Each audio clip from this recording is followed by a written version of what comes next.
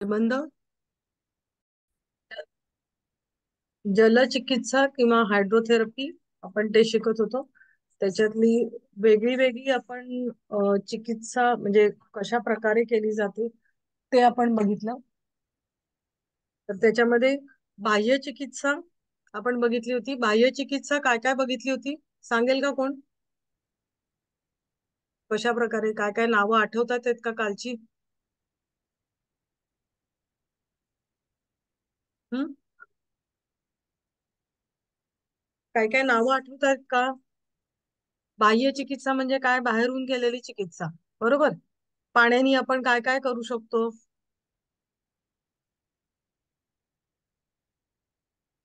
सांगा कोणीतरी. सविता, काही तुम्ही. पाण्याचे फवारे हम्म पाण्याचे फवारे घेऊ शकतो. स्टीम बाथ बाहेरून हम्म वाफ घेऊ शकतो आपण. हम्म. पाण्याच्या घड्या बघितल्या म्हणजे कापडाच्या हा घड्या, हो गरम थंड हो थंड. पाण्याच्या त्या. हो हो पंजिंग वगैरे करू शकतो आपण, बरोबर. हो. अं, तर मी ह्याच्यामध्ये नाही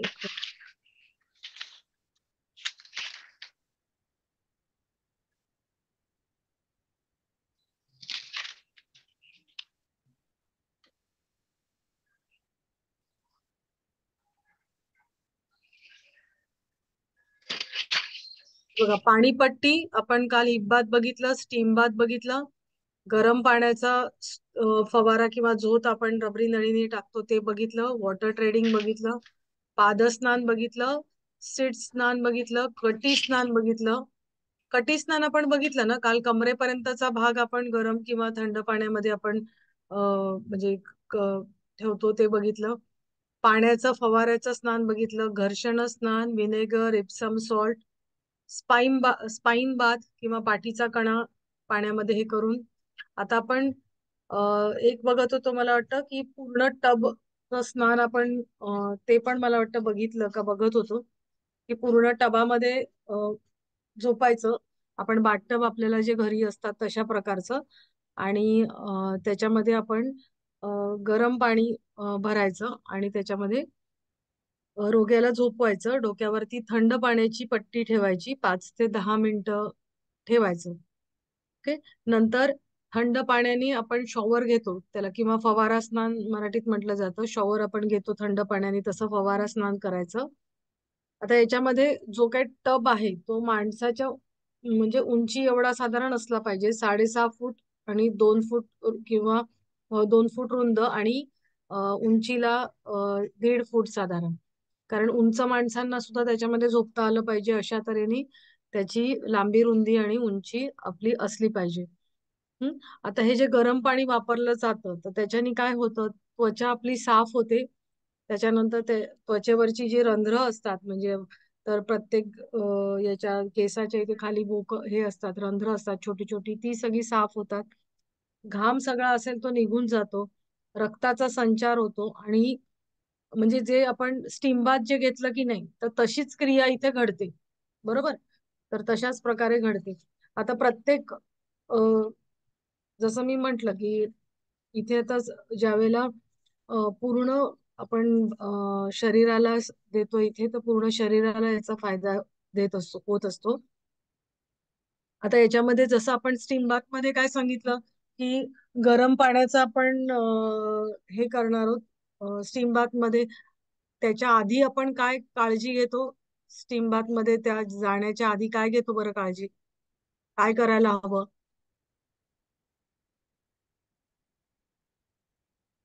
लिंबू पाणी पिऊन घ्यायचं किती ग्लास. गरम नाही, साधं पाणी प्यायचं. साधं पाणी प्यायचंय, अच्छा. किंवा लिंबू पाणी किंवा साधं पाणी. तुम्ही काय म्हणलात, गरम म्हणलात का लिंबू पाणी? मला ऐकू नाही आलं. म्हणजे लिंबू पाणी म्हटलं हा, मी. लिंबू पाणी चालेल. आणि किंवा थंड पाणी, आपलं साधं पाणी प्यायचं. आणि डोकं थंड पाण्याने भिजवायचं, डोक्यावरती रुमाल ठेवायचा थंड पाण्याने भिजलेला. हं. आणि आता जसं तिथे काळजी घेतली की चक्कर येते किंवा गरगरल्यासारखं वाटतंय, तर लगेच त्या पाण्यातून बाहेर यायचं आणि गार पाण्याने स्नान करायचं. हम्म तर याच्यामुळे शरीरातले सगळे दूषित पदार्थ आहे ते बाहेर पडतात. नंतर मेदवृद्धी, दमा, संधिवात इत्यादी रोगांवरती हे फार उपचारकारक आहे. मूत्रविकार, अशक्तता, हाय ब्लड प्रेशरच्या रुग्णांनी हे करू नये. कोणी करायचं नाहीये? तर मूत्रविकार जे वीक आहेत, अशक्तता आहे किंवा हाय ब्लड प्रेशर किंवा हार्टचे प्रॉब्लेम आहेत, त्यांनी हे करायचं नाही.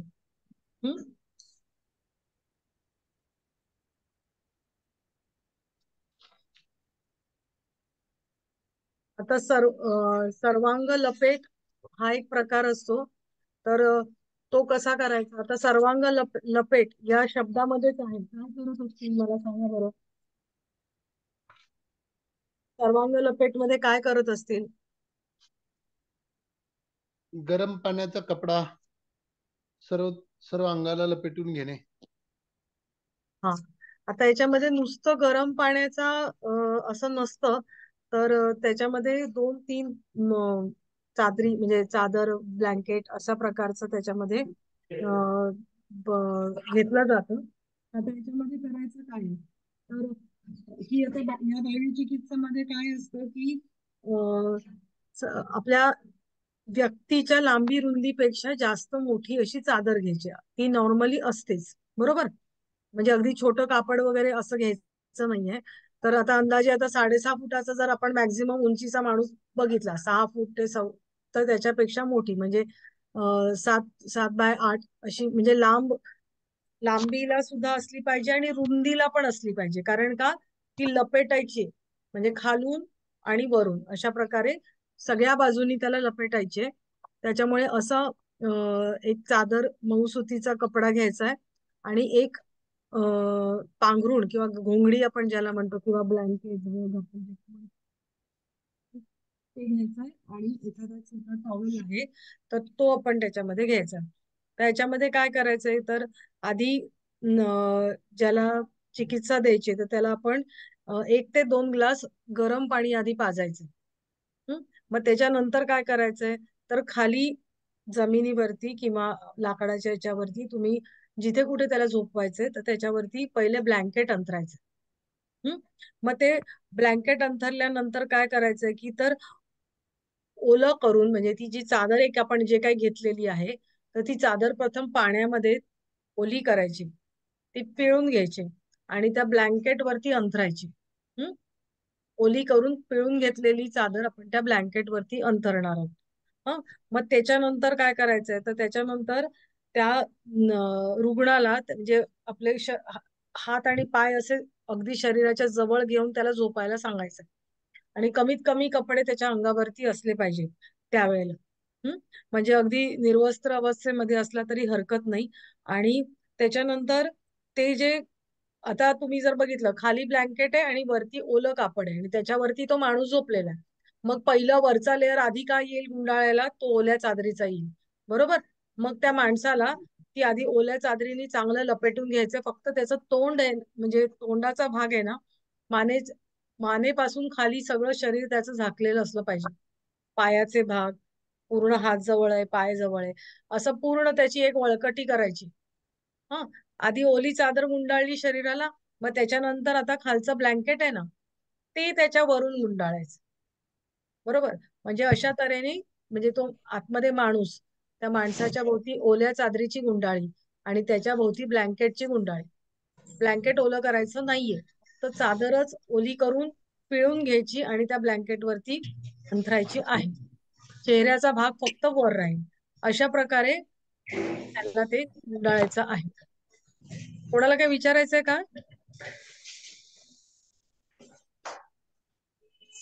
नाही ना. आता कोणाचं तरी हे चालू आहे, बंद करता का? प्रतिभा ताई मला वाटतं. प्रतिभा. ओके.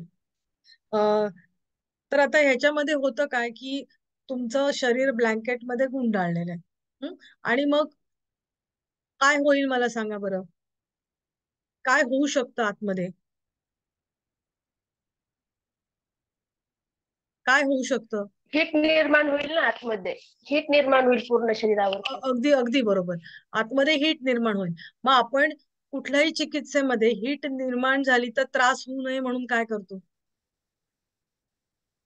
आता आपण ह्या चिकित्सा शिकतोय, तर जिथे जिथे गरम चिकित्सा केली जाते तर काय करतो मग आपण? आपल्या डोक्यावरती थंड पाण्याचा कपडा द्यायचा किंवा हा रुमाल ठेवायचा. मग ते त्याला त्रास होऊ नये, म्हणजे एखाद्याला काहींना त्रास होऊ शकतो आणि म्हणून ते डोक्यावरती थंड पाण्याचा कपडा त्याच्या ठेवायचा आहे. तर म्हणजे आता हे अशा अवस्थेत ठेवल्यानंतर साधारण एक अर्धा पाऊण तासांनी त्याला घाम यायला लागतो. प्रत्येक व्यक्तिगणिक हा पिरियड बदलतो. साधारण अर्ध्या तासानंतर घाम यायला लागतो.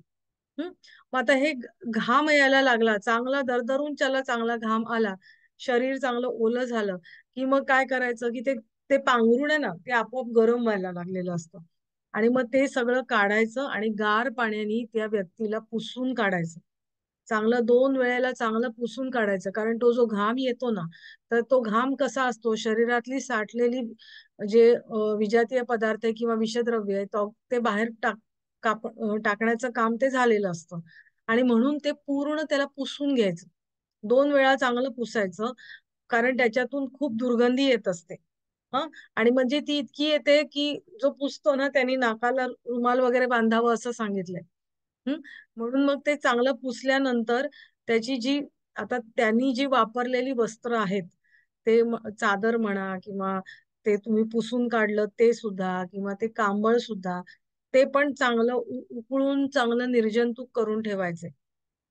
आणि अशा पद्धती म्हणजे आता अशा प्रकारे आणि चांगलं त्याला पुसून छान काढायचं की ही त्यांची हे झाली.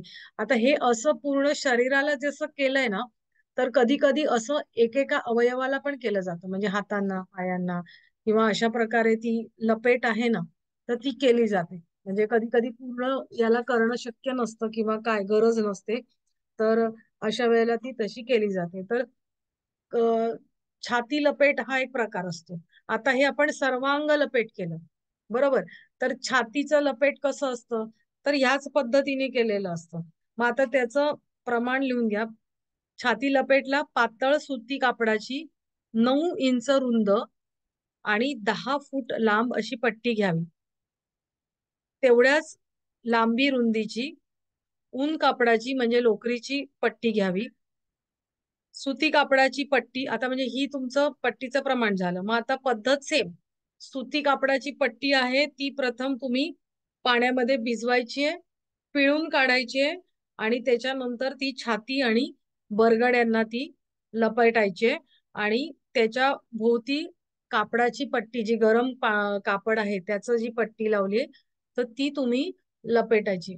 थोडक्यात म्हणजे पाठीच्या बरगड्यांपासून असं पुढे येतं आणि इथून वरून पट्टे काढून ते खाली टाकले जातात. म्हणजे स्लीवलेस ब्लाऊज कसं असतं तशा प्रकारे ती लपेट केली जाते. म्हणजे इथून मॅडम एकदा सांगा बरं किती इंच ते? 9 इंच रुंद आणि 10 फूट लांब. रुंदीला 9 इंच म्हणजे आपल्या वीत पेक्षा थोडी, आता 7 इंचाची वीत असेल तर थोडी 2 इंच जास्त, म्हणजे एवढी अशी पट्टी घ्यायची आणि ती छातीच्या भोवती लपेटायची आणि अशी खांद्यावरून परत मागे नेली जाते.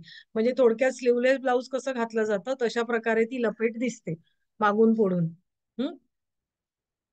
आणि मग ही अशीच 1 तास आपण ठेवायची आणि त्याच्यानंतर ह्या काळामध्ये विश्रांती घ्यायची. आता सेम तसंच आहे की आतले जे अवयव आहेत तर त्यांना दृढता प्राप्त होते आणि याच्यामध्ये प्रथम आपल्याला पहिल्यांदा थंड पाणी लागतं, म्हणजे ती, आणि मग नंतर गरम स्पर्श होतो त्या वुलन कापडाचा आणि त्याच्यामुळे फुफ्फुसाच्या आतील भागाची रक्ताभिसरण गती वाढते आणि रक्तशुद्धी होते. म्हणजे हे छाती लपेट. साधारणपणे दुपारच्या विश्रांतीच्या वेळी अशी पट्टी घेणं सोयीचं होतं आणि ते शक्य नसेल तर केव्हाही घ्यावं असं त्यांनी सांगितलंय. तर आता हे केव्हा, तर हृदयरोग, म्हणजे कोणाकोणाला चांगलं आहे तर हृदयरोग, क्षय, दमा, सर्दी पडसं, फ्लूर्सी या रोगांमध्ये ही लपेट सर्वोत्तम समजण्यात येते. आता याच्यामध्ये काळजी काय घ्यायची, तर पट्टी लपेटताना आणि सोडताना वारा लागू नये म्हणून पट्टी सोडल्यावर छाती नीट पुसून कोरडी करावी. सुती पट्टी ही रोज धुवून, तशीच आपण निर्जंतुक म्हटलंय तसं ती धुवायची साबणाने आणि निर्जंतुक करून मग ती नंतर वाळत घालायची. ओके. आता अशाच पद्धतीने आता छातीला लपेटलं पोटाला पण अशाच पद्धतीने लपेट केली जाते. आता त्याची 9 इंच रुंद आणि 6 फूट लांब. आता इथे रुंदी जास्त आहे कारण पोटाचा भाग इथे आहे. इथे पण 9 इंच रुंदच होती आणि 6 फूट लांब घ्यावी. सुती पट्टी थंड पाण्यात भिजवून घट्ट पिळून नाभी प्रदेश व कमरेला विळखा देऊन गुंडाळावी. त्यावरून गरम पट्टी जी ब्लँकेटची ती पट्टी गुंडाळावी. थोडक्यात आपला बेल्ट असतो तशा प्रकारे, पण बेल्ट आपला थोडा वर येतो, तर हा पूर्णपणे मागून पुढून सगळीकडे सीटला आपल्या बेंबीच्या खाली वर असा तो बांधला जाईल. ही लपेट रात्री झोपताना घेणे उत्तम असते. झोप येत असेल तर मुद्दाम जागत बसून पट्टी सोडण्याची गरज नाही. जेव्हा झोप उघडेल तेव्हा त्यांनी ती पट्टी सोडावी. या पट्टीने वायुविकार, आता जिथे बांधलीये तिथले विकार कुठले, तर वायुविकार, मलबद्धता, किडनीचे रोग, कमरेतील मणक्याचे रोग नष्ट होतात. भूक वाढते. गर्भाशय, पाळीचे विकार, कोलायटिस वर ही लपेट उत्तम गुणकारी असते. पोटाच्या पट्टीच्या क्रियेत अंतर्गत अवयवांना द्रुतगतीने रक्त पुरवठा होतो. अंग सुदृढ बनते. अशाच पट्ट्या विकृती असलेल्या इतर भागांवरही देता येतात. उदाहरणार्थ टॉन्सिल्स असल्यास गळ्याची पट्टी, पायाला त्रास असल्यास पायाची पट्टी. जसं मी मगाशी म्हणलं की सर्वांगाला पट्टी दिली आहे, तशी वेगवेगळ्या अवयवांना पट्टी देता येते. आपण स्टीम बाथ आपलं बघून झालेलं आहे, बरोबर. लोकल बाथ ते पण बघून झालेलं आहे. म्हणजे नळीनी आपण जिथे गरज आहे त्या ठिकाणी देत असतो ते. एक मिनिट. ही क्रिया स्वतःला पण करता येते ना मॅडम? हा सर्वांग नाही, छाती, लपेट, फुटायची, ही स्वतःला पण क्रिया करता येते स्वतःची हो हो स्वतःला. हो हो, अगदी अगदी. आता ती साधी पट्टी आहे, तुम्ही पट्टी गुंडाळून इथे लावायची आहे. आता त्याला तुम्ही व्यवस्थित गुंडाळून खोचून व्यवस्थित लावली की मग नंतर वरची गरम पाण्याची गरम पट्टी आहे वुलन, ते तुम्ही त्याच्यावरती लावू शकता, पाठीमागून घेऊन असं घेऊन. आपण स्वतःला लावू शकतो ना, पोटाला सुद्धा लावू शकतो. म्हणून तर म्हणलंय की तुम्ही झोपताना पोटाची हो पट्टी, हो. तुम्हाला झोप लागली तरी हरकत नाही. म्हणजे अशी आपल्याला आरामात जी वेळ मिळेल त्यावेळेला तुम्ही केव्हाही ती लावू शकता. फक्त नंतर निर्जंतुक करणं गरजेचं असतं ती पट्टी. हा, आणि म्हणून म्हणजे सर्वांग लपेट शक्य नसेल तर हो. त्याला दुसऱ्याची गरज लागते तुम्हाला. तसं तुमची हाताला पायाला सुद्धा तुम्ही ते करू शकता. हम्म. ओके. आता आपण पाठीच्या कण्याचं हो स्नान पण मला वाटतं बघून झालंय आपल्याला ना. हो झालं. आता आपलं जे बाह्य चिकित्सा आपण बघितली. आता आतमध्ये कुठली कुठली चिकित्सा दिली जाते, आंतरचिकित्सामध्ये काय काय येतं?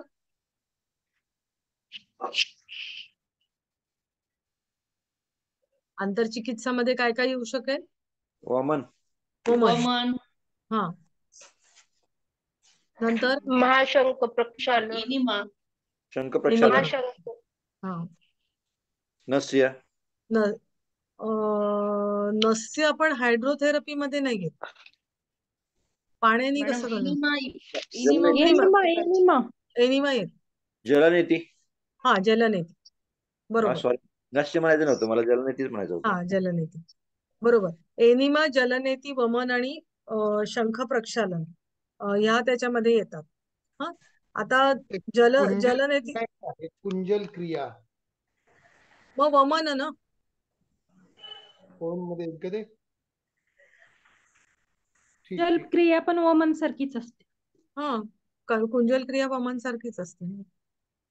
तर आता याच्यामधले 3 प्रकार तर तुम्हाला माहिती. वमन करतो त्यावेळेला आपण काय करतो? पाणी कसं असलं पाहिजे? गरम कोमट पाणी, त्याच्यामध्ये शारीरिक मीठ टाकायचं, सेंधू मीठ किंवा कोमट किती कोमट असलं पाहिजे? शरीराला झेपेल असं थोडस गरम. आणि मीठ किती टाकायचं? सोडियम क्लोराईड 0.9% असतं. बरोबर, 1 लिटरला 0.9%. हा, म्हणजे साधारण आता 1 टेबल स्पून तो 10 ग्रॅमचा असतो, त्याच्यापेक्षा कमी थोडं, म्हणजे 9 ग्रॅम. 1 लिटरला साधारण 9 ग्रॅम मीठ. आणि गरम इतकं असलं पाहिजे की आपले अश्रू गरम असतात ना, म्हणजे आपण लहान मुलांना कसं दूध आपण टाकून बघतो तसं, बरोबर. म्हणजे तेवढं तुम्ही कोमट पाणी तुम्हाला पिऊ शकता एवढं. आणि किती प्यायचंय? गळ्यापर्यंत प्यायचं.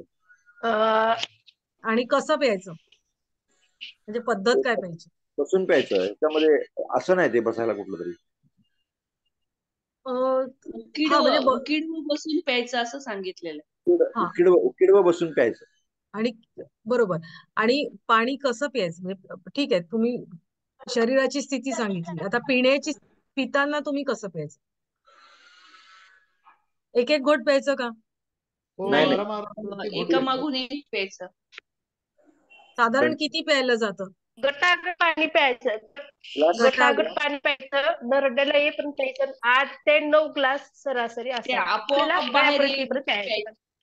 ते बरोबर आपोआप बाहेर यावं इतकं प्यायचं. बरोबर. साधारण तुमच्या गळ्यापर्यंत, की आता बस झालं, आता मला जास्त पाणी पिवत नाहीये, अशा प्रकारे. पण हे कसं तुम्ही एका पाठोपाठ एक ग्लास पाणी पितात, म्हणजे एक घोट प्यायलं थांबलात, दुसरं घोट प्यायलं, अशा प्रकारे पाणी नाही प्यायचंय. तुम्ही डायरेक्ट पातेलं घेतलं की डायरेक्ट तोंडालाच ते लावायचंय आणि घटाघट ते तुम्ही प्यायचंय, कारण ते पुढे ऍब्सॉर्ब नाही झालं पाहिजे, बरोबर. आणि मग त्याच्यानंतर तुम्ही काय करता? पटजिभेला हे करायचं, सेन्सेशन करायचं. आणि 90 अंशाच्या कोणामध्ये उभे राहायचे. उभं राहून वाकून पटजिभेला टच करायचं. आणि थोडस पोट वर उचलता उडियानसारखं. हा, उड्डाण थोडं उचलून उड्डाणासनच करायचं थोडक्यात. हा, आणि मग त्याच्यानंतर ते तुम्ही हे पडजिभेला हे केलं की आपोआप जे पाणी आहे ते तुमचं बाहेर येतं, बरोबर. आता या वमनमुळे कुठून कुठपर्यंत शुद्धी होते? आलेत काय? अन्नमार्गाची शुद्धी कुठून कुठपर्यंत होते? बरोबर. नाभीपासून होते. काय? नाभीपासून शुद्धी वरच्या क्रिया. प्रदेशामध्ये. नाभी जठर. कुठे आली? नाभी आली तिथे काय काय काय येतं पोटामध्ये? नाभी असते तिथे. जठराचं जठर जठराला नाभीजवळ साफ असतं का? करून. जठर नाभीजवळ असतं? थोडं वर असतं. थोडं वर असतं मॅडम. हा, मग जठरापर्यंतची शुद्धी म्हणजे होते ना त्याच्यामध्ये. पुढे हो. पाणी जातं का मला सांगा? तुम्ही जर नाही. गटगट पाणी प्यायलात आणि तुम्ही उलटी करून काढतात तर ते जठराच्या पुढे जाईल का? नाही, नाही मोठ्या जाणार. अंतरात लहान अंतरात जात नाही. हा, मग बरोबर आहे. मग पोटापर्यंतचाच भाग आला ना, म्हणजे जठराचाच भाग आला. नाभीपर्यंतचा येत नाही, लक्षात घ्या. नाभी त्याच्या खाली येते, हा. हो की नाही? जठरवरती हो. असतं. हा, नाभीजवळ. जठर किंवा पोट ज्याला म्हटलं जातं तो भाग येतो. म्हणजे पोट म्हणजे आपण म्हणजे नॉर्मल भाषेमध्ये पोट म्हणतात, पण खालचा नाभी जवळचं नाही. आपल्या डायफ्रॅमच्या खालचं डाव्या बाजूला जठर असतं, तिथून त्याची शुद्धी होते, जठरापर्यंतच्या भागाची. आणि तोपर्यंतचा अन्नमार्ग जो काही आहे त्याच्यात जे काही अडकलेलं आहे ते सगळं तुमचं बाहेर येतं, बरोबर. मग जठरामधून काय बाहेर येतं? पाणी. पाण्याबरोबर काय येतं? पित्त, कफ. पित्त येत, बरोबर. पित्त, कफ. अर्धवट पचलेलं अन्न असेल ते बाहेर पडतं. मग कफ तुमचा जठरामध्ये असतो का? नाही. हो, अन्न मार्गात असतो, अन्न नलिकेत असतो. घशात. सगळा कफ घशात तो उलटीच्या शेवटी पडतो, तो कफ कसा काय पडतो?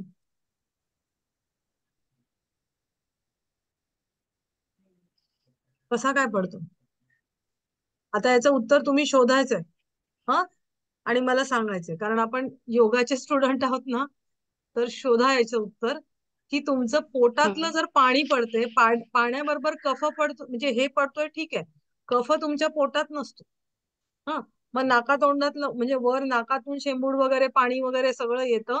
शिवाय काही काहींचा ते जे आतून पाणी पडतं त्याच्यानंतरही तो कफ सगळा पडत असतो. तर तो का पडतो? तो तर फुफ्फुसात असतो ना कफ, किंवा श्वासमार्गामध्ये असतो. तर तो थोडासा विचार करा तुम्ही. ओके, आता पुढे जलनेती कशी केली जाते? काय वापरलं जातं त्याच्यासाठी? मॅडम काही कफ कफ जो आहे ना तो काही म्हणजे अन्न मार्गाद्वारे गिळला पण जातो ना काही जणांना. हो, पण तो तसा तेवढा गिळला नाही जातो. असा एखाद दुसराच खूप हे बाहेर गिळलं पडतो. जातं. तुम्ही जे जे बघितलं असेल म्हणजे दमा असलेल्या लोकांना किंवा कफाचे विकार असलेल्या लोकांना वमन मुद्दामून सांगितलं जातं. कळलं का? मग तेवढा काय त्यांच्या पोटात गेलेला नसतो तो कफ. ओके, आपण पुढे जाऊया. जलनेती, कारण आपलं हे राहून जाईल. जलनेती काय वापरतात? साधन काय? आपण हे प्रत्येक याच्यामध्ये साधन काय आणि जलनेती पद्धत पात्र काय? आहे. जलनेती जलनेती पात्र आहे. जलनेती पात्र हा, पात्र जलनेतीचं पात्र, नेतीपॉट म्हणतात त्याला. हा, मग त्याच्यानंतर काय करता हो. तुम्ही? पाणी कसं वापरता? गुणगुणे. कोमट पाणी. सेम आपण जसं मगाशी बघितलं तसंच. आणि त्याच्यामध्ये पाणी, मीठ पण तेवढंच प्रमाण. हा, मग त्याच्यानंतर आपण काय करतो? कृती काय करतो? 90 अंशाच्या कोनामध्ये उभं राहून एका नासिकेच्या तोंडाशी ते पोटचं समोरचं जे टोक असं ते लावून आतमध्ये पाणी घालायचं आणि तोंड आपलं उघडं ठेवायचं. तोंड आणि श्वास घ्यायचा. एका नासिकेतून पाणी घालायचं, दुसऱ्या नासिकेतून पाणी काढायचं. तोंड मात्र उघडं असणं गरजेचं आहे त्यासाठी. बरोबर. दोन्ही नासिकांमधनं केल्यानंतर काळजी काय घ्यायची? त्यानंतर झाल्यानंतर जी क्रिया करावी जर आपण लागते. आतमध्ये जे पाणी राहिलेलं असेल तर आपण कपालभाती क्रिया करून पाणी बाहेर काढून टाकायचं. बरं, जलनेती केल्यामुळे कशाची शुद्धी होते? कुठली शुद्धी होते? श्वसन मार्गाची, नासिका. श्वसन मार्ग आणि तुम्ही मॅडम कान, नाक, घसा तिन्ही पण दुरुस्त होत. सप्तमार्ग, 7 मार्ग येतात ना इथे? हा जलनेती नाही, कान, नाक आणि घशात जे जात आपले सगळे जोडलेले अवयव आहेत ते सगळे क्लीन होतात, स्वच्छ होतात. जलनेतीनी का सूत्रनेतीनी? जलनेतीने. घशामधून पण? डोळे घसा आलं मॅडम. घशात जातं पाणी, चुकीचं केलं तर जातं. बरोबर आहे ना? डोळे. तुमचे जे इथे जे सायनसेस आहेत, हे सगळी जी भोकं आहेत, आपण एखादी कवटी बघितल्यावरती जी भोकं दिसतात ना कवटीला, हे इथे दिसतात ना, ते जे त्याला जी भोकं आहेत त्याला सायनसेस म्हणतात. तर तिथली सगळी कपाळ पोकळ्या, आपण मराठी शब्द वापरतो, तर त्या कपाळ पोकळ्यांची शुद्धी त्याच्यामध्ये होत असते. पूर्ण जर तुम्ही श्वसन मार्ग म्हणला तर तो पूर्ण येतो ना श्वसन मार्ग, तसं नाही होत. हो की नाही? होतो का? पूर्ण श्वसन मार्ग होतो का? नाही ना. नाही. हा, आणि मग त्याच्यानी फायदा. नासिका मार्ग. हा, मला एक सांगा, हटप्रदीपिकेमध्ये जलनेतीला काय म्हटलेलं आहे? म्हणजे त्याच्यात असं नाही सांगितलं की कपाळ पोकळ्यांची शुद्धी होते. कशासाठी करावी? ओके, शोधून काढा. त्याच्यामध्ये त्यांनी म्हटलेलं आहे की का करावी असं. ते तुम्ही शोधलं ना की तुमच्या लक्षात राहील का ते. ओके. प्राणायामचा अभ्यास करण्यासाठी शुद्धी क्रिया सांगितलेली. हो, ती शुद्धिक्रिया बरोबर आहे, कारण तुमची दोन्ही नासिका तुमच्या मोकळ्या होतात, सायनसेस मोकळे होतात, आणि त्याच्यामुळे मग तुम्ही जो प्राणायाम करता तो तुमचा जास्त चांगला होतो. बरोबर. आणि मग त्याच्यानंतर सुद्धा तुम्ही हे करायचं, कपालभाती करायचे जलनेती केल्यानंतर. ओके नाही? आतमध्ये जे पाणी जे अडकलेलं आहे, पाण्याचे थेंब, ते तुम्ही काढून टाकायचे. नाहीतर तिथे परत म्युकस साठायला, म्हणजे मग परत तुम्हाला त्रास होऊ शकतो तिथे जर पाण्याचे थेंब राहिलेले असतील तर. ओके. वमन झालं, जलनेती झालं, शंख प्रक्षालन. शंख प्रक्षालनामध्ये कुठून कुठपर्यंत शुद्धी होते?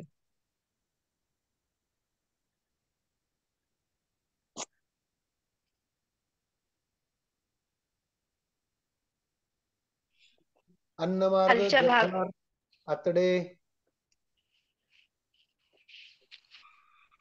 उत्सर्जन क्रिया म्हणण्यापेक्षा मी एक सांगू का, आता कोणत्या संस्था. ऑर्गनची शुद्धी होते? तर मुखापासून गुदापर्यंत. मग हा. मुखापासून गुदापर्यंत तर अन्नमार्ग पूर्ण येतो, की जिथून तुम्ही खाता. मग पुढे आता लहान आतडे, मोठे आतड, आणि मग त्याच्यानंतर पुढे गुदद्वार, रेक्टम आणि पुढे बाहेर पडतं. ओके, म्हणजे पूर्ण मुखापासून त्या गुदापर्यंतची शुद्धी याच्यामध्ये होत असते. कारण त्याला शंख प्रक्षालन का म्हटलेलं आहे? शंखासारखी आकृती आपल्या शरीराची करतोय आणि मग त्यातून पाणी बाहेर काढतो. प्रक्षालन म्हणजे काय? बाहेर काढणे, धुणे, स्वच्छ करणे. प्रक्षालन म्हणजे, क्षालन म्हणजे धुणं, प्रक्षालन म्हणजे विशेषत्वाने तुम्ही धुता. म्हणजे अगदी चांगलं मस्त धुता अन्नमार्ग. शंख, शंख का? शंखामध्ये तुम्ही बघा, शंखामध्ये पाणी टाकलं की एका बाजूने टाकलं की दुसऱ्या बाजूने निघतं, बरोबर? ते आतमध्ये गोल गोल गोल गोल असतं आणि मग ते तरी ते सगळं पाणी निघून जातं. तसंच आपला हा जो अन्न मार्ग आहे की आतडे वेगवेगळे, किती कॉईल झालेली आहे, सगळी गुंडाळ आहे आपल्या लहान आतड्याचा, बरोबर? आणि त्याच्या भोवती मोठं आतडं खालून वर जातं, आडवं जातं, परत खाली येतं, परत तिथून येऊन खाली येतं. म्हणजे अशा किती वेगवेगळ्या दिशांना हे सगळं पाणी फिरतंय. आपण त्याच्याबरोबर जी काही आसनं करतो त्याच्या पाणी, नुसतं पाणी पितो का? तर नाही. प्रक्षालन मध्ये काय करतो? शंख प्रक्षालन मध्ये आपण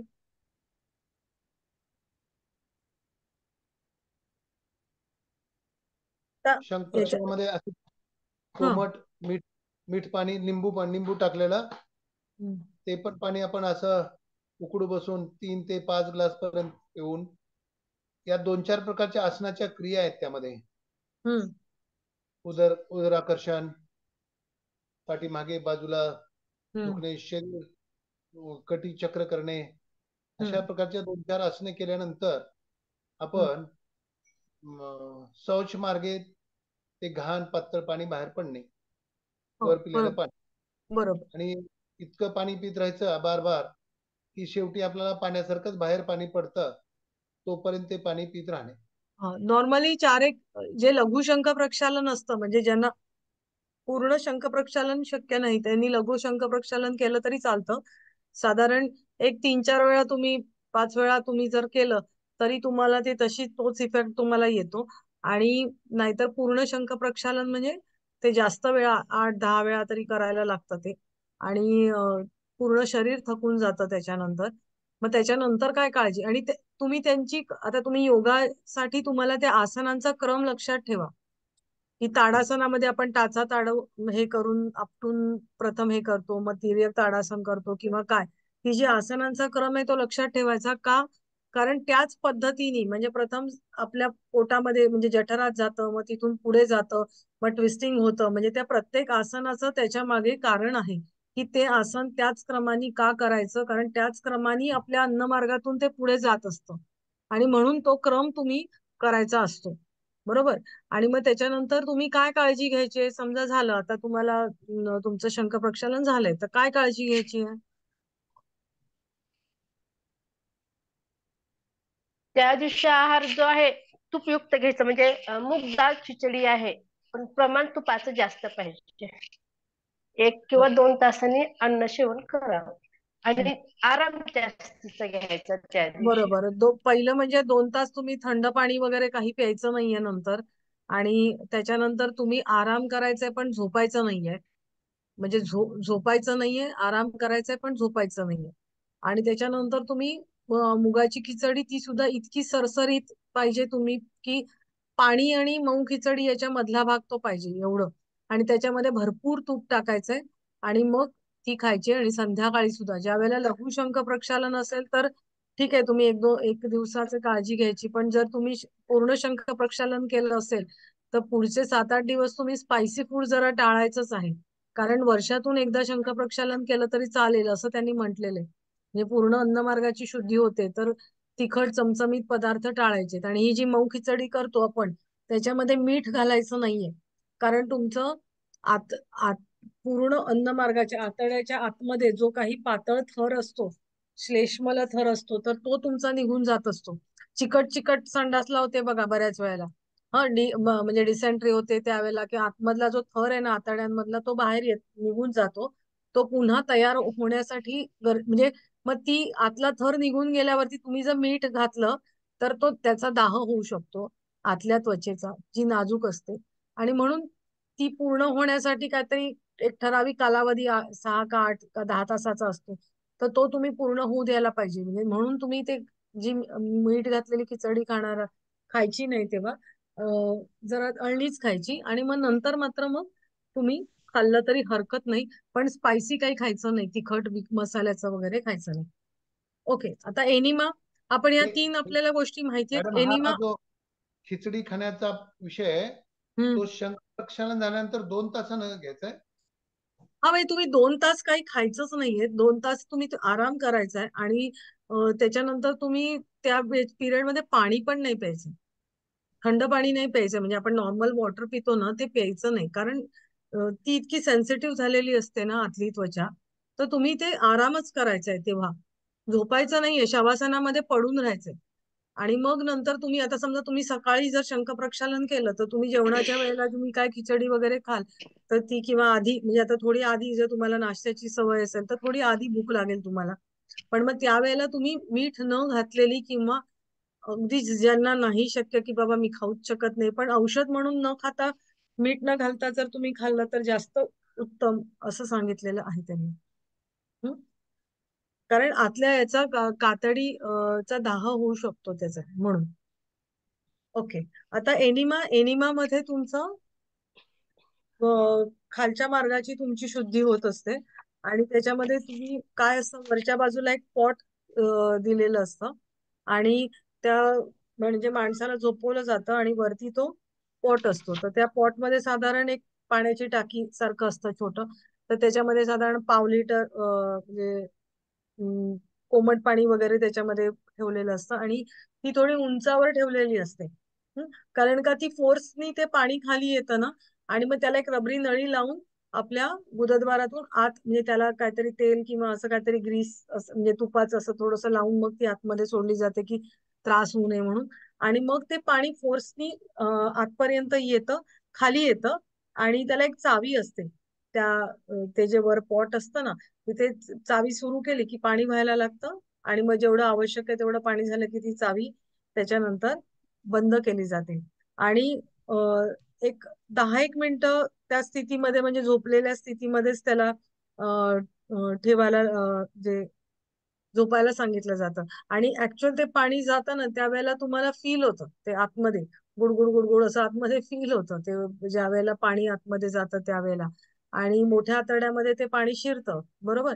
आणि नंतर मग तो माणूस, म्हणजे त्याला झोपवलं जातं 5-10 मिनिटं. आणि त्याच्यानंतर त्याला शौचाला जा असं सांगितलं जातं. तेव्हा शौचाला अजिबात जोर लावायचा नसतो. तुम्ही नुसतं जाऊन बसायचं, जे काय होईल ते होऊ द्यायचं. ओके. आणि मग असं व्यक्तीप्रमाणे, किंवा त्याचा कोठा जड आहे हलका आहे त्याच्याप्रमाणे, अशी थोड्या थोड्या वेळाने जाण्याची भावना होते की आता जाऊया, आता जाऊया. शौचाला गेलं की मग येतं, म्हणजे आधी सॉलिड, घट्ट घट्ट मळ, ज्यांचं चिकट असेल, ज्यांना बद्धकोष्ठता वगैरे असेल तर चिकट गाठी सगळं पडतं. मग असं एक एक एक एक बाहेर पडायला लागतं. मग सेमी सॉलिड बाहेर पडायला लागतं. मग थोड्या वेळाने एकदम पाण्यासारखी धार तुमची पडायला लागते, बरोबर. म्हणजे अशा प्रकारे म्हणजे पूर्ण साफ होईस तोपर्यंत, म्हणजे होतं पूर्ण, पाणी येतं नॉर्मली बाहेर. आणि कधी कधी याच्यामध्ये गरजेनुसार वनस्पती द्रव्य म्हणजे त्या पाण्यामध्ये टाकली जातात. आणि ह्या चिकित्सेमध्ये कधी कधी गार पाणी वापरली जाते. याचा उपयोग मूळव्याध, कोलायटिस, अपचनाच्या वेगवेगळ्या व्याधी यांच्यासाठी उपयुक्त ठरतो. म्हणजे एनिमा द्यायचा कोणाला, आता नॉर्मल केसमध्ये पण ऍक्च्युली जर आपण घेतला तरी सुद्धा आपल्याला नंतर चांगला फायदाच होत असतो. पण जास्त करून बद्धकोष्ठता किंवा अपचन हे वगैरे असेल तर त्यांना हे दिलं जातं, एनिमा दिला जातो. आता मला सांगा, आतापर्यंत हे जे काही हे झालं, वर्षातून किती वेळेस घ्यायचं मॅडम हा? एनिमा गरजेनुसार तुम्ही घ्यायचा असतो. म्हणजे तुम्हाला सांगतील डॉक्टर, त्रास असेल त्याच्यानुसार. थंडच पाणी वापरलं जातं घ्यायचं? नाही, कोमट पाणी भरतात. एरवी कोमट पाणी भरतात, पण कधी कधी म्हणजे थंड पाणी पण वापरलं जातं. पण हे शेवटी हे ठरवतो कोण, एनिमा जे देतात ते ठरवतात तुम्हाला काय त्रास आहे किंवा कसं आहे. पण नॉर्मली कोमट पाणी वापरलं जातं. आणि हल्ली काही एनिमाचे हे पण मिळतात, पाउचेस मिळतात. म्हणजे असं मी बघितलं की असं गोल बलून सारखं असतं, अंड्याच्या आकारासारखं असं. आणि प्लास्टिकचा असं पाऊच असतो आणि त्याला एक असं टोक पिचकारीला कसं टोक असतं तसं टोक असतं आणि मग ते टोक कापलं हे त्या कापून आपण गुदद्वारातून आत घालायचं आणि त्या पाऊच मध्ये ते पाणी औषध ते भरलेलं असतं ते दाबलं की ते पाणी आतमध्ये जातं. म्हणजे अशा प्रकारचे सुद्धा मेडिकल स्टोअर मध्ये एनिमा की तुम्ही घरच्या घरी घेऊ शकता. असे काही एनिमा असे पण मिळतात म्हणजे मी बघितलंय ते. पण नॉर्मली जे निसर्गोपचार केंद्रांमध्ये वापरले जातात ते अशा प्रकारचे असतात की वरती टाकी असते आणि त्याच्यातून पाणी येतं आणि मग ते याच्यामध्ये सोडलं जातं.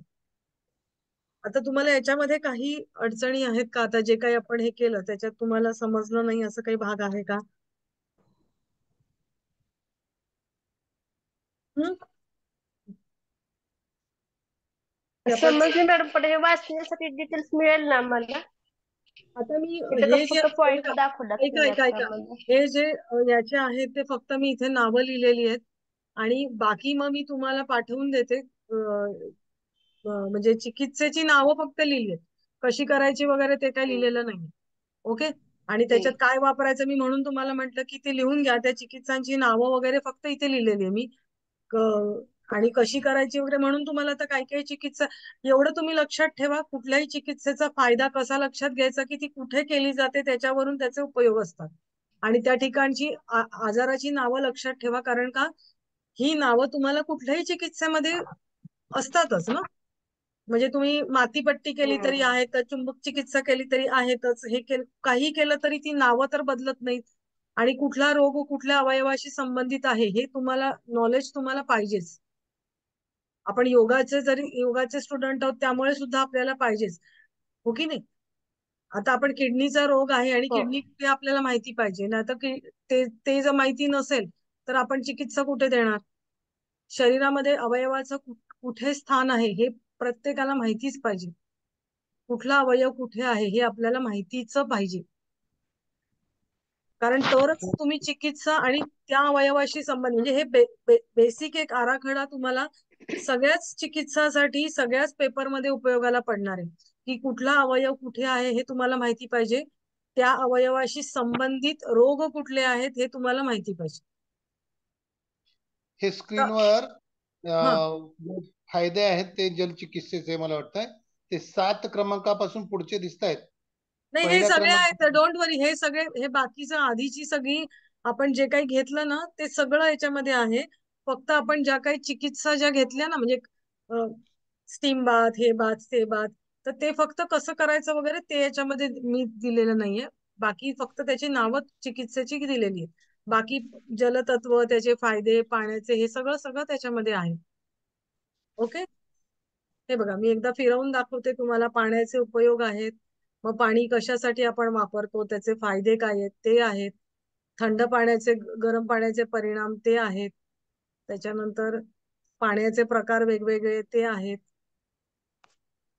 कारण या बेसिक माहिती आहेत की त्या आपल्याला गरजेचे असतात आणि पाण्याचे फायदे कशा पद्धतीने होऊ शकतात आणि बाह्य चिकित्सा आणि ह्या त्या कुठल्या कुठल्या आहेत आणि ह्या आंतरचिकित्सा ह्या कुठल्या कुठल्या आहेत तर ते त्याच्यामध्ये दिले. फक्त ती प्रत्येक चिकित्सा कशी करायची वगैरे ते नाही दिले. ते आता आपण लेक्चर बोललेलो आणि तुम्हाला युट्यूब वरून सुद्धा ते कळू शकेल. ओके.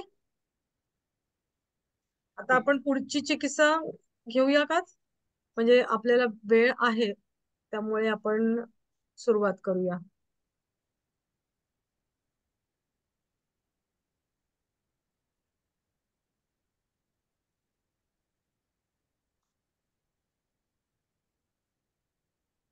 मॅग्नेट थेरपी आपण घेऊया. ओके. चुंबक चिकित्सेबद्दल तुम्हाला काय माहितीये मला जरा सांगा. कोणी घेतलीये का चुंबक चिकित्सा किंवा कोणी काय वाचन केले का काय माहितीये जरा सांगा बरं मला. म्हणजे अगदी ब्लँक आहात का काय आहे थोडंफार. ह या चुंबकीय अशा काही मला तर पट्ट्या माहित नाहीये. हा बरं ते माहित नाही सांगतायत. हा हा बोला सर. चुंबकीय वस्तू पट्ट्या किंवा त्याचे ते मणी त्याच्या माळा याचा काही उपयोग करून वेगवेगळ्या अवयवांच्या भोवती रक्ताभिसरण जलद गतीने वाढवण्यासाठी त्याचा प्रामुख्याने उपयोग होतो असं ऐकलेलं फक्त. हा, आता पहिली गोष्ट अगदी बरोबर. आपण हायड्रोथेरपी मध्ये कशाचा वापर केला? जलचिकित्सेमध्ये जलाचा. मृत्तिका चिकित्सा, माती चिकित्सा मध्ये मातीचा. आता चुंबक चिकित्सा मध्ये कशाचा करणार? चुंबकाचा. चुंबकाचा. चुंबक काय आहे? लोखंडाला आकर्षण करून घेणार. बरोबर. चुंबक हे असा पदार्थ आहे की तो लोखंडाला आकर्षित करून घेऊ शकतो. आपल्याला निसर्गामध्ये चुंबक आढळतो का? चुंबकाच्या ठिकाणी शक्ती असते, बरोबर? होय. हो की नाही? हा, मग तशा प्रकारची शक्ती कुठे कुठे तुम्हाला निसर्गामध्ये दिसते?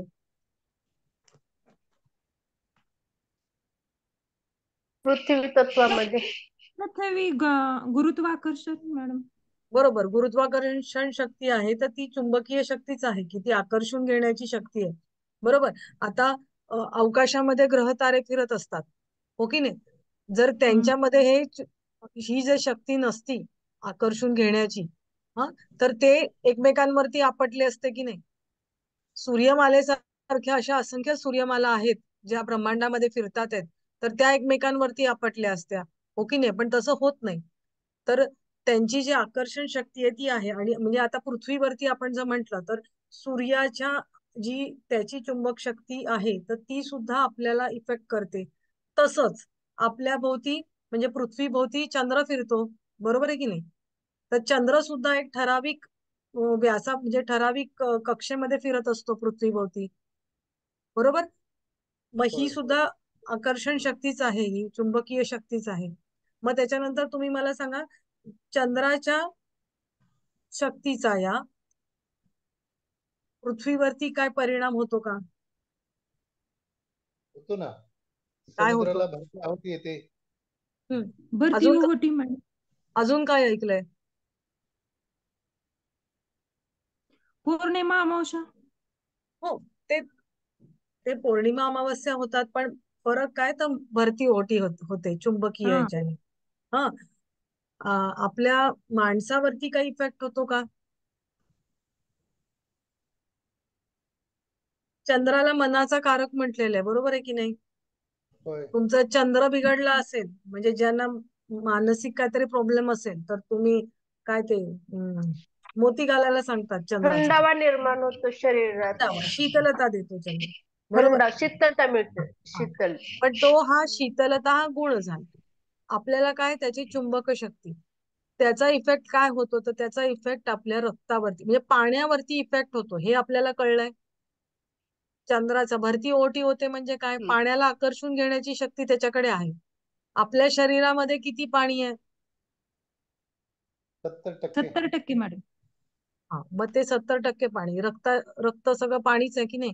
मग त्या पाण्याला पण तो चुंबक आकर्षून घेत असेल ना, चंद्र आकर्षून घेत असेल ना.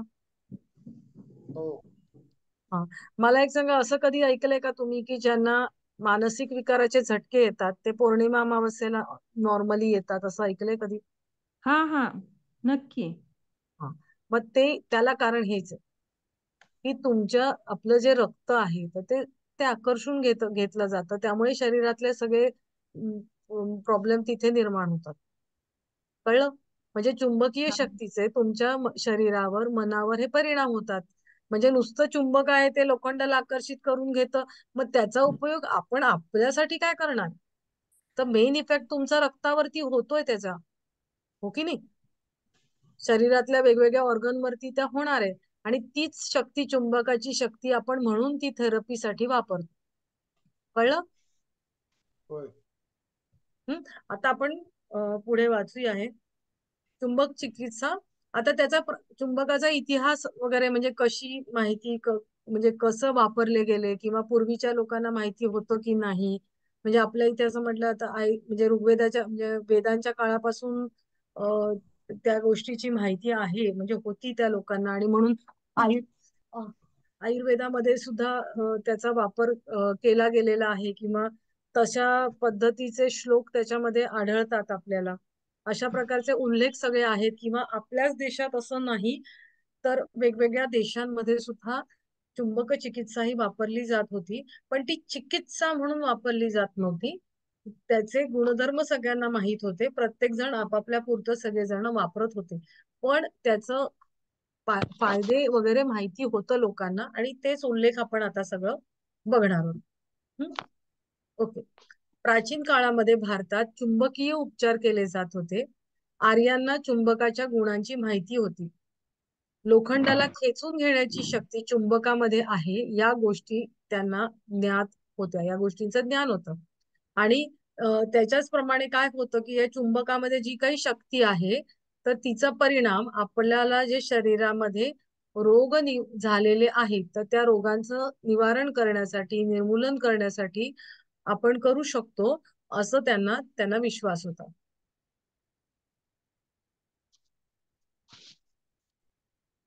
ओके. म्हणूनच वेदांमध्ये अनेक ठिकाणी या चुंबकीय शक्तीचा उल्लेख केलेला आहे. आयुर्वेदामध्ये अनेक ठिकाणी या चुंबकीय शक्तीचा उल्लेख केलेला आहे. आता तो कसा, की वाळू आणि विशिष्ट दगडाचा उपयोग करून रोग निवारण केले आहे किंवा करता येते, अशा प्रकारे. आयुर्वेदातही आता याच्यामध्ये हे खूप आहे, पण आपण त्याच्यामध्ये शॉर्ट करून सगळ्या गोष्टी आपण याच्यात लिहिलेल्या आहेत, कारण आपल्याला बऱ्याच गोष्टींचा उल्लेख याच्यामध्ये द्यायचा आहे. आता याच्यामध्ये हा एक श्लोक आहे की तो कुठे गेला, अथर्ववेद भाग 3 खंड 7 सूक्त उपमंत्र 2 याच्यामध्ये असं सांगितलंय की विशिष्ट दगडाचा उपयोग करून स्त्रियांच्या रोगांचे निदान करता येते, असं सांगितलं. आता आयुर्वेद हा अथर्ववेदापासूनच काढलेला आहे. आता या सूक्त वरचं जे सूक्त आहे, तर त्याच्यामध्ये काय म्हटलेलं आहे की सिक्त, त्याच्यामध्ये सिक्त हा शब्द जो वापरलेला आहे, तर तो म्हणजे वाळू किंवा सिकतावती वाळूने भरलेले, आणि ऐमन म्हणजे दगड, चमकणारा दगड, असं त्याचा अर्थ याच्यामध्ये आहे. म्हणजे तुझ्या आतड्यातील 100 व इतर भागातील 1000 स्त्राव या एका बिंदूवर मी दगडाच्या साहाय्याने दाब देऊन बंद केले आहे. म्हणजे ठराविक ठिकाणी ही जी काही आतड्याच्या ठिकाणी ही जी काही उपचार केला आहे, तर तो एक ठराविक दगड आहे, तर त्यांनी त्या बिंदूवरती दाब दिलाय. म्हणजे तो दगड म्हणजे थोडक्यात मॅग्नेटच असणार, की तो चमकणारा दगड किंवा असं म्हटलेलं आहे. आणि मग त्यांनी ते तुम्ही तो दाब दिल्यानंतर ते रक्त तुमचं व्हायचं बंद झालेलं आहे. तर याच्यामध्ये असं म्हटलं जातं की हा जो दगड म्हटलाय तो म्हणजे चुंबकच आहे, असं. सारखं वर खाली होतं.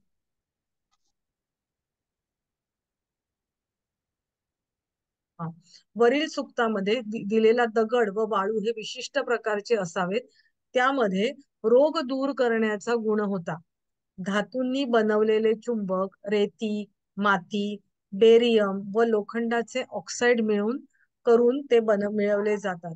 अशा प्रकारे वेदामध्ये सिकतावती म्हणजे वाळूने भरलेले आणि अश्म म्हणजे चमकणारा दगड असा विशेष उल्लेख आहे.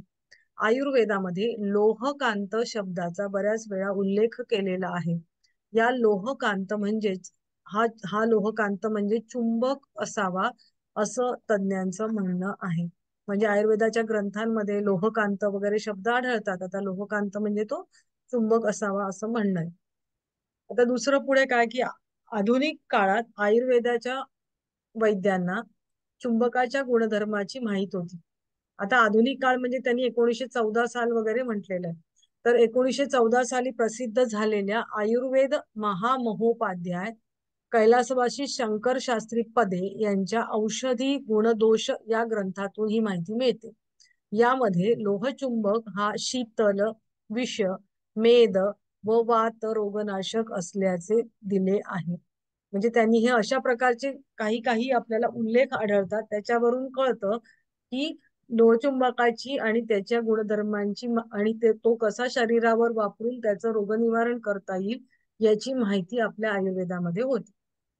हिंदुस्थानचा वैद्यराज या 15 ऑगस्ट 1973 मध्ये प्रसिद्ध झालेल्या ग्रंथात रसवैद्य प्रकरणात चुंबकाबद्दल पुढील उल्लेख आहे.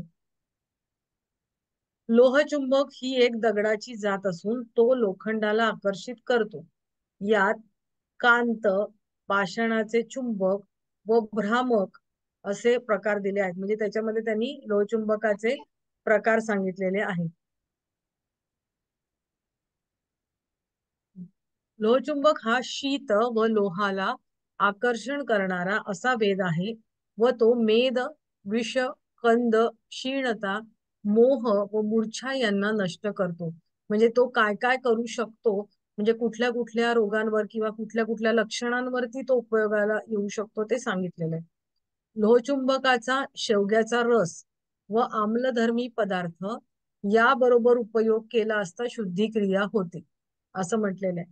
मुतखडा विरघळण्यासाठी लोहचुंबक तांदुळाच्या धुण्यात उगाळून ते पाणी प्यायला द्यावे, म्हणजे मुतखडा विरघळून पडून जातो. आता हे जे उल्लेख आहे ते एवढंच मी जे मला सापडले ते तुम्हाला दिलेत. बाकी याच्याबद्दल फारशी माहिती मला नाहीये. आयुर्वेदिक डॉक्टर असतील ते जास्त चांगलं सांगू शकतील.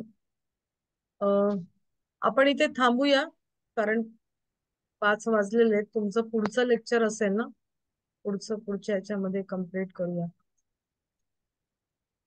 चालेल ना का घेऊ? आहे का वेळ? हो थांबूया. ओके.